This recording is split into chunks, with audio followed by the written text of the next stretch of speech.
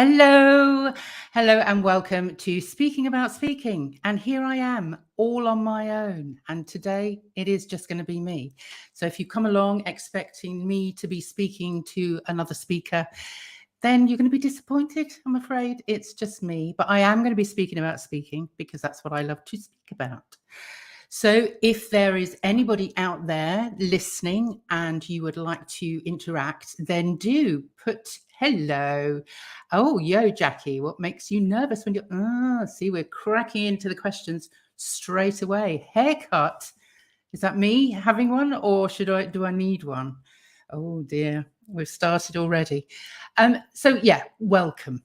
It's so lovely to be here on this lovely springy day. I've been out for a walk this afternoon and it's warm. And for the first time this year, I smelt freshly mowed lawns. So yeah, that was lovely. That was lovely. So here I am. If you've got any questions about speaking, anything that you'd like to know, then please do interact. Put your comments in the questions in the comments and I will endeavour to answer them.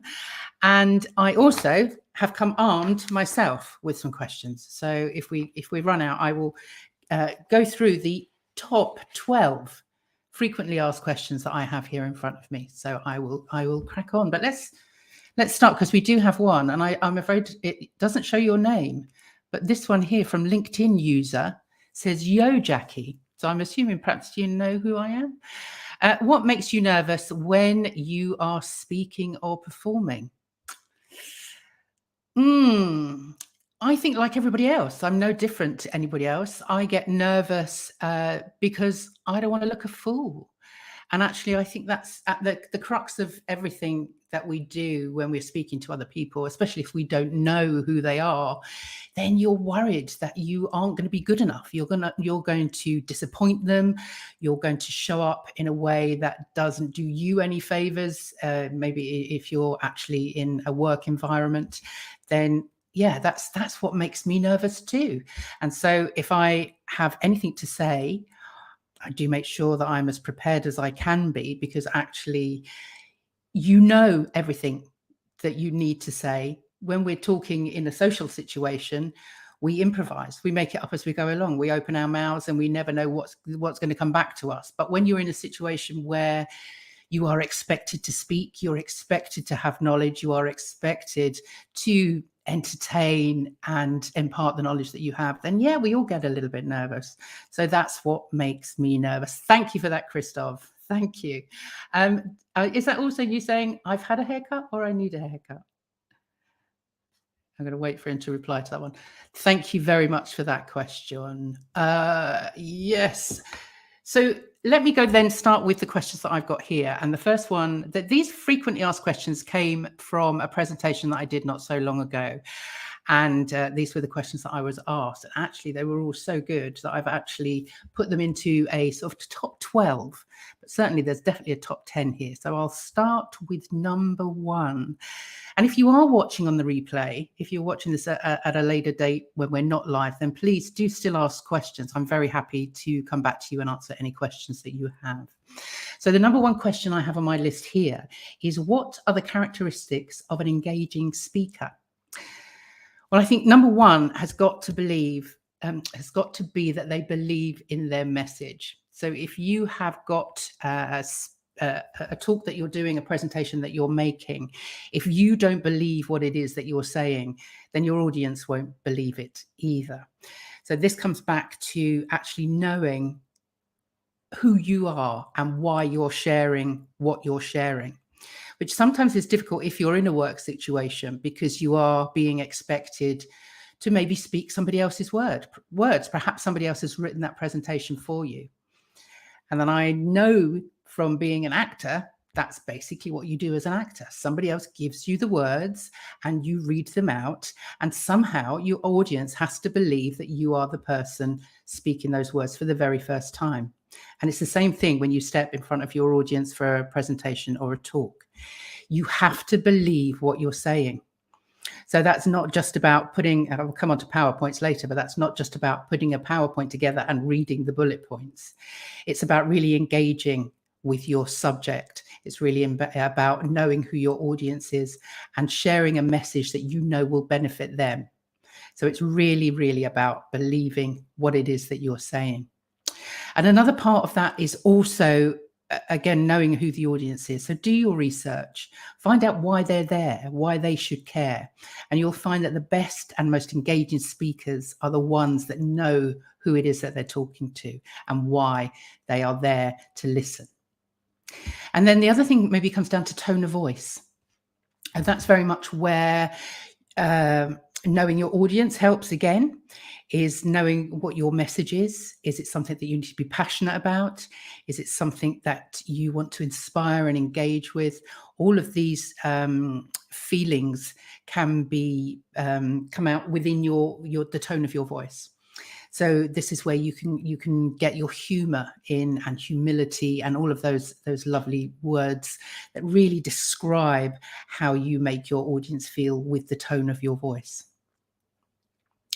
Excellent. Okay, moving on to question number 2. How have you learned to become a confident speaker over the years? Well, that comes back to having done it for for so long. I've been teaching speech and drama for probably 25, 30 years now. And when you have a classroom full of 10-year-olds or bored teenagers, you learn very quickly to speak and not to let them actually have a moment where they can smell your fear. Because that's when you lose them. So I learned very quickly that I needed to have every single moment of a class down to the last second planned out. And so that really helped me know how to engage an audience, how to actually stand in front of a group of people and keep them engaged in what it was that I was doing.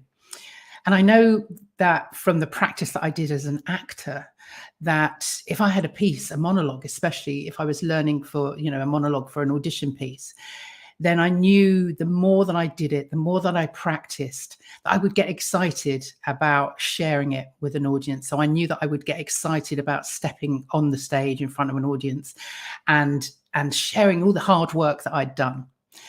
And when I really dug into that character and really found out and really believed what it was that I was saying, then I could have fun with it. And so that really, for me, was where I've built the confidence up, because that comes from obviously years of practice and learning your lines and all of those things and performing. And I've noticed as well over the years that my voice has changed.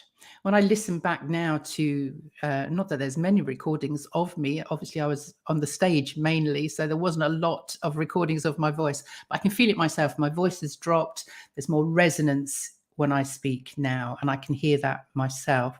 And I know that comes from the practice of doing voice warm-ups, and actually being in front of an audience several times a week, mostly, and obviously when I was teaching every day.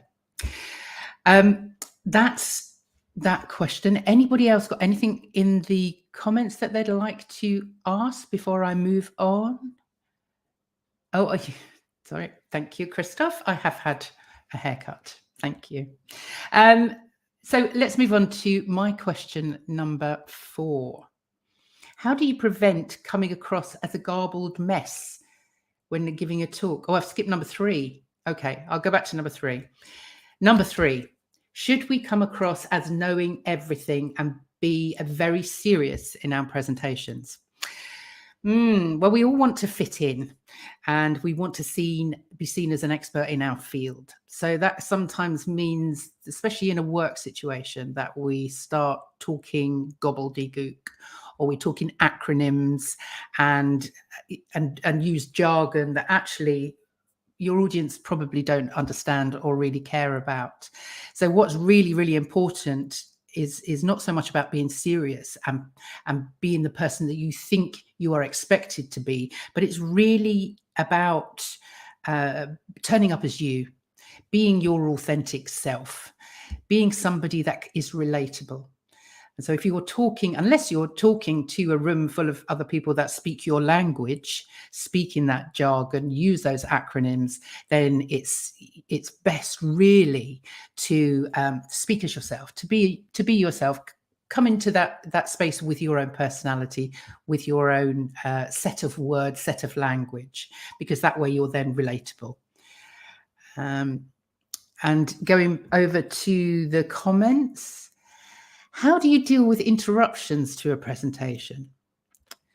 Things that distract the audience, noise, people arriving late, etc. Well,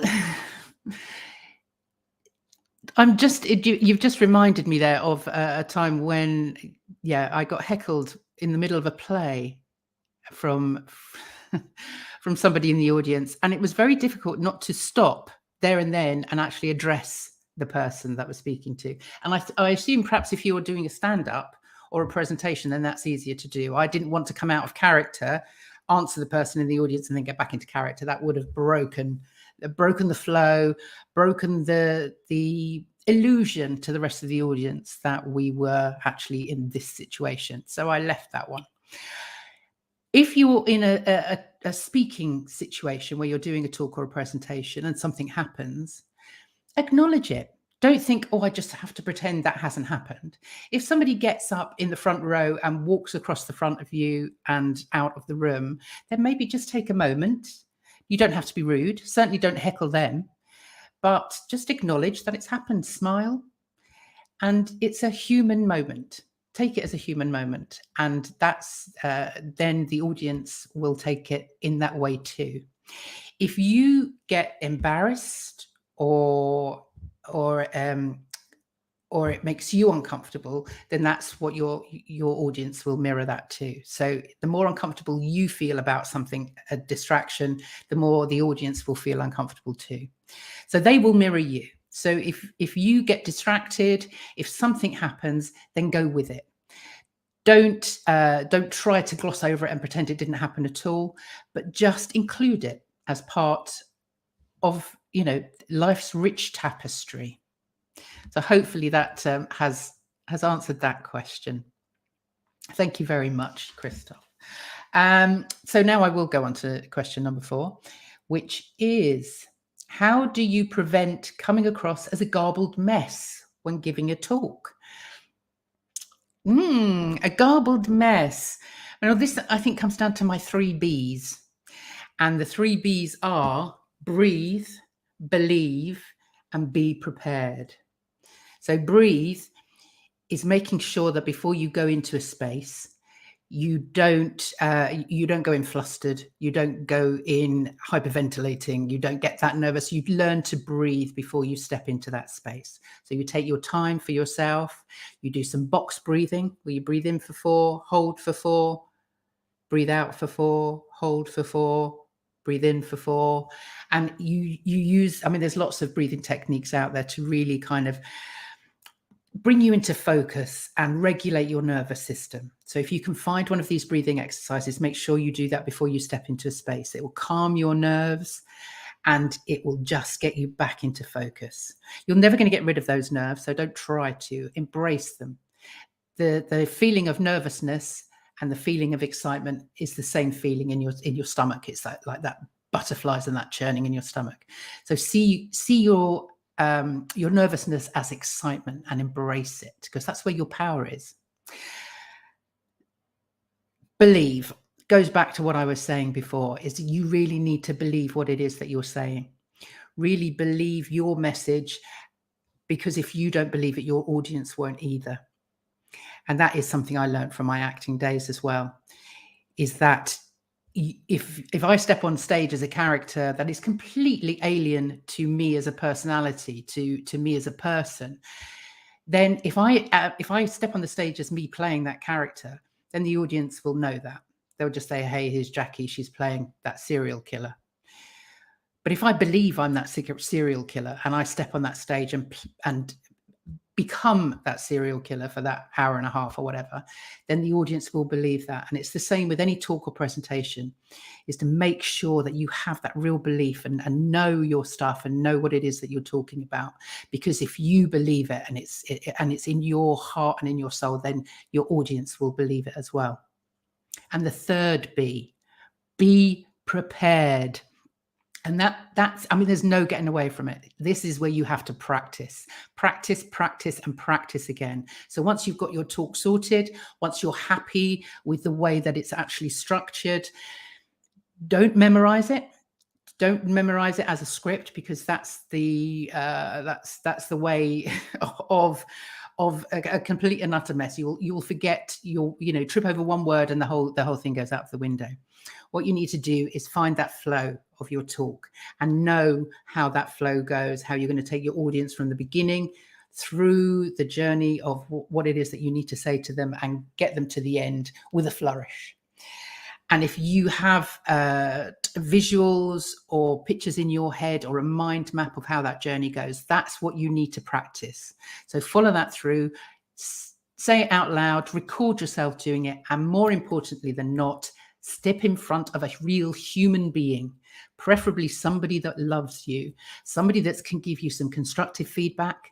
And if they can't even give you feedback, then at least having done it to a human breathing person, then it takes away some of those nerves. So that's the 3 Bs.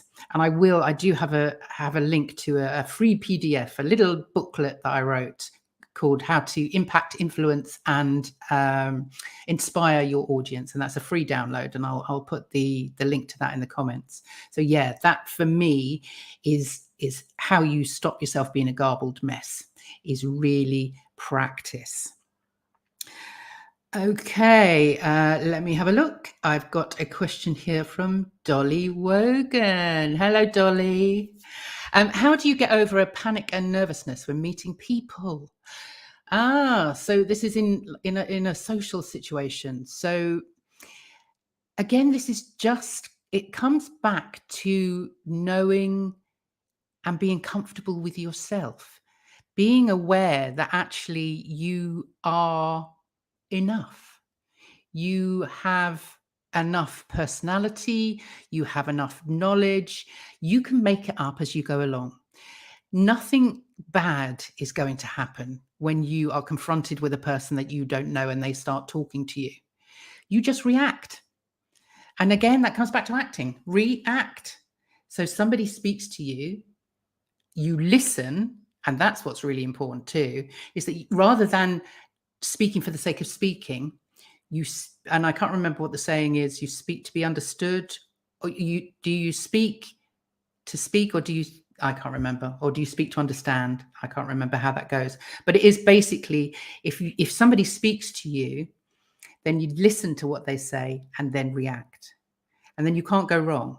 Because if you react as yourself and you're not trying to be anybody else, so you're not playing Dolly, you are being Dolly, and there's nothing wrong with Dolly. So just speak up as yourself and just know that nothing bad's going to happen. You're not going to die. It will just be an interaction. And if that person doesn't want to speak to you, or you don't get the feeling that they're really engaging with you, then they're not worth speaking to. Move on to the next person. So hopefully, Dolly, that's helped. But thank you for your question. Brilliant. Does that include the fluffs you make? Oh, that's a question from before, so perhaps I won't come back to that. Oh, but the time is marching on. I will carry on answering the questions that I've got here, but please do ask me another. And even if you are watching the replay, please do ask questions, because I will come back to you. Be fascinated before being fascinating. Love that. So yeah, just be yourself, but be curious, be fascinated. What is that person talking to you about? What is it? What can you find in their conversation that you find fascinating? Because then if you answer with that curiosity and fascination, then that's a sure way to make a friend. Excellent. Thank you very much. Right, now, where was I? Oh dear, I'm only halfway through. Is knowledge of our subject matter, is is knowledge of our subject such a key element in being a strong presenter? So I think that one really is knowledge of our subject an element in being a strong presenter? And yes, of course, yeah, the knowledge that you are bringing to the table is generally why your audience are there. If you're making a talk or a presentation, then you need to know what it is that you're talking about, because again, that comes back to, believability. And if you don't know what you're talking about or why you're talking about it or what it means, what it's going to mean to your audience, then yeah, you need to be able to know what you're talking about. Fabulous. Ooh, yellow tuxedo. Hi, guys. Lovely to see you here. Hiya. How do you make sure that what you want to talk about is actually interesting for others? Good question. Well, I think that comes down to knowing your audience and having a passion about what it is that you're talking about. And again, maybe going back to what Dolly was saying, and what the answer that Christoph gave, it's about being fascinated in order to be fascinating. And you need to know you need to be fascinated by your audience in order to fascinate them. I think that's maybe a way of looking at it. So as long as you are passionate about what you're saying, but also speaking to an audience that will also find a fascination. Sorry, I'm looking down at your your image, your little image on my screen there. Sorry, I should be looking there at the camera. Yeah, I think as long as you know your audience and you know that what you have is at the heart of you, and you're speaking from the right space, that you are speaking with humility, and you're speaking in order to benefit the audience rather than for yourself, then I don't think you can go wrong. As long as you're speaking as you and about something that you are passionate about, then the audience will feel that. That's the way to engage them. And yeah, I think I think both of you got that in spades. Oh, that totally makes sense. Thank you very much, guys. Brilliant. Brilliant. Moving on. I'm not going to get through all of my fabulous top 10, but we might get there. Let's see. What have I got next? What is the importance of stories in a talk or presentation? Oh, this is a question that comes up a lot, isn't it? Because you hear a lot of people saying, "Oh, storytelling for business," and what about story? And what does that mean? Especially if you're doing a presentation about business, why should you be telling a story? And more often than not, I get, because of what I do, is why do people want to hear about me? Why, if I'm doing a presentation for work, why should people want to know the ins and outs of my life? And I always say, because it's important that people understand that other people have been through stuff. And this is not about putting all your stuff out there, kind of going, "Oh, poor me, look what I've been through. Haven't I had an awful life?" and blah, blah, blah. But it's finding the stories and the experiences that you've been through that will be helpful to other people. And so if you can find those stories and kind of weave them into your presentation, the presentation might be on one completely subject that's nothing to do with you, but there might be experiences or anecdotes or stories of other people. It doesn't even need to be you. But we all love listening to stories. We've been listening to stories since cavemen were sat around campfires. We've always told stories. It's how we learned in the old days, before we could write, before the internet. Before books, we told each other stories. It's how we learned things, and that's no different now. So storytelling is really important. An important way of really getting people to engage with you and to understand. So it's a way of getting them to feel something. So it goes back to Maya Angelou saying, people will never remember what you said, People won't remember what you did, but they will always remember how you made them feel. So if you stand in front of your audience with a whole list of data, then they're not going to go away remembering all that data. But if you make that into a story, then they're more likely to go away remembering what it is that feeling that you've given them, that they'll go away with. So that's why storytelling is important. Stories evoke emotion, and so that's kind of what you want. It's a way of sending people away with a feeling that you've made them feel something. That's what they will remember. So that, for me, is why storytelling is so important. Brilliant. Just checking that we don't have any more questions. Moving on to question. Gosh, we're only at number 7. Ooh, how do I avoid death or torture by PowerPoint? PowerPoint. I mean, we've all been there. We've all sat on a Zoom call or in a boardroom or, wherever, and the guy or gal set up their screen and click. There's another visual. There's another PowerPoint, and it's full of words. And you think, why? And then the presenter will stand there and basically just read what's on the PowerPoint, what's on that slide. And you think, well, what's the point of you standing there speaking when it's all written on the slide? And so the slide isn't about you as a presenter having something to read. It's the PowerPoint should be there to literally underline and illustrate the important points in your talk. So it's not there for the audience to read, because if you do that, they won't know whether to look at you, to listen to you, or to read the slide. So automatically they're distracted. So what you need to do is send them a handout afterwards. Put it all everything you want to say, put it on a handout, give them the slides afterwards, but don't put it all on a slide.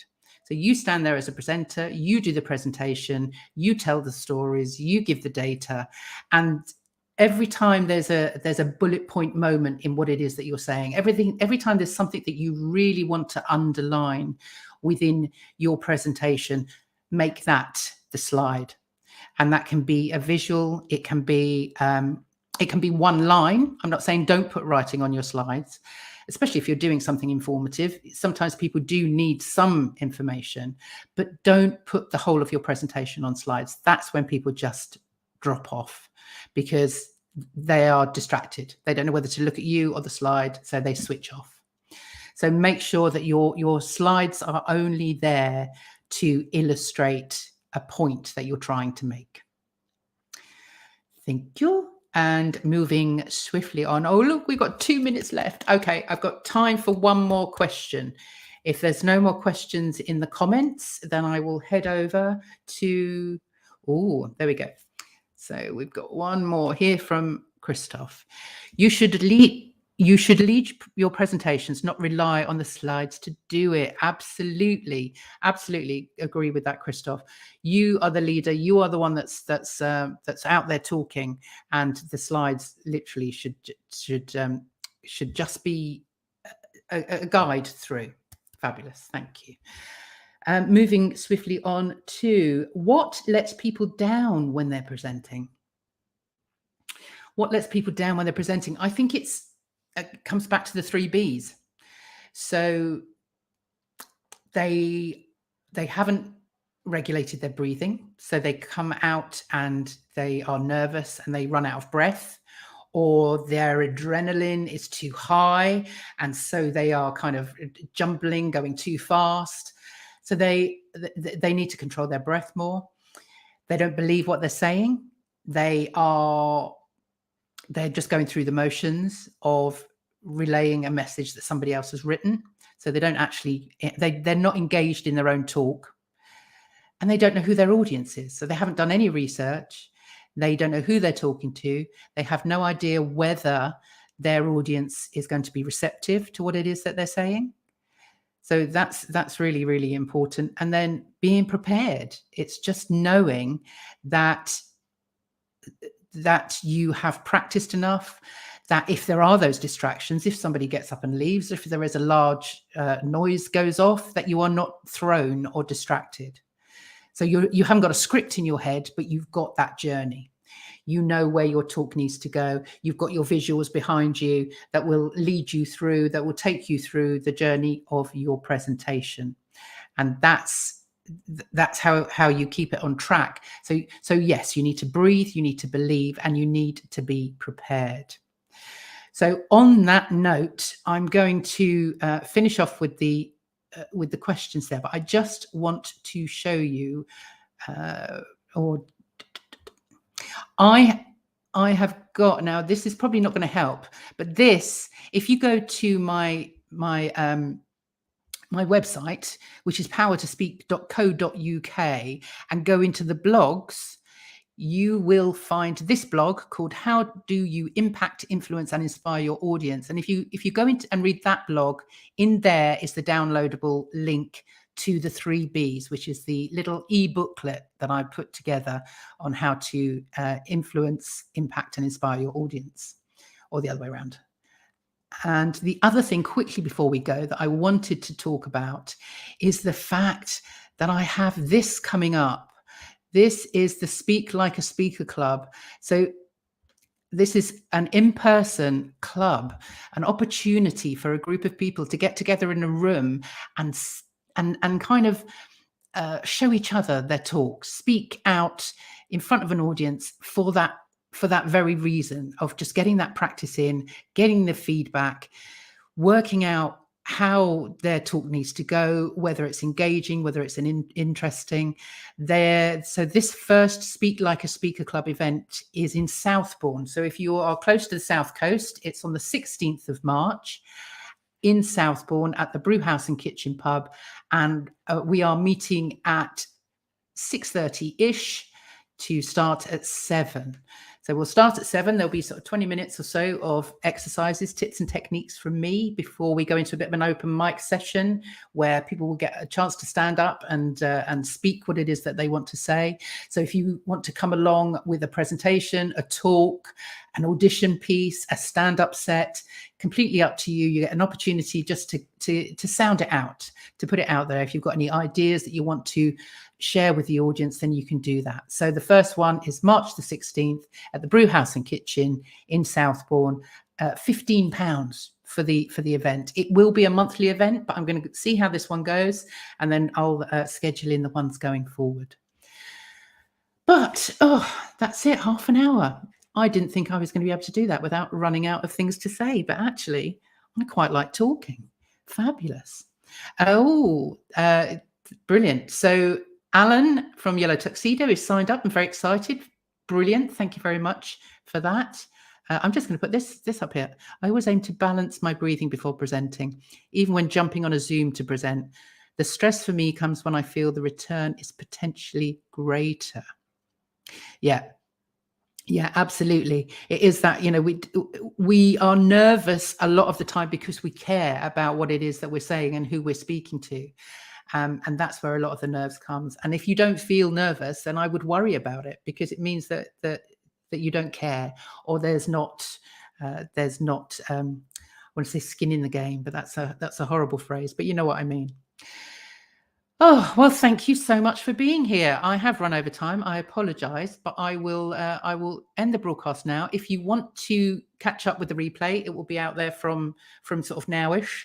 And if are watching the replay and have any questions or would like to contact me, then do so by going to the website.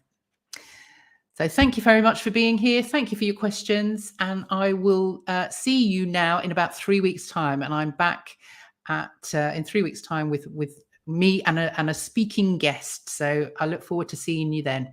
Bye.